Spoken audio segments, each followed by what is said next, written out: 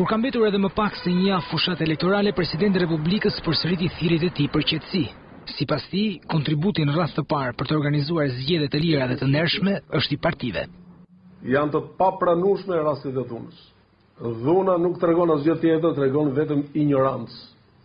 Kur politikanët veçantë shkojnë fusin hundët dhe deri tek interesat e sportit. Shumë e rëndësishme sepse futesh pikërisht në mënyrë të padrejtë për të prishur rregullin në një veprimtari e cila i takon qytetarit. Presidenti vlerësoi se këto zgjedhje janë të një rëndësie të veçantë për të ardhmen europiane të vendit. Ai shprehu keqardhjen për debatet e munguara mes kandidatëve dhe kërkoi qartë njohjen e rezultatit të zgjedhjeve. Shohim që ka më shumë protagonizëm të tifozëve, ka më shumë protagonizëm të analistëve, të medias, se sa të kandidatëve, drejt për drejt. Fatkeqësisht, kjo periudhë e fushatës elektorale iku pa debat.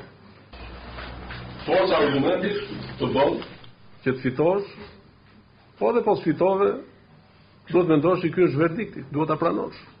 Një mesazh të posaçëm presidenti pati për intelektualët që kandidojnë për këshillat bashkiake.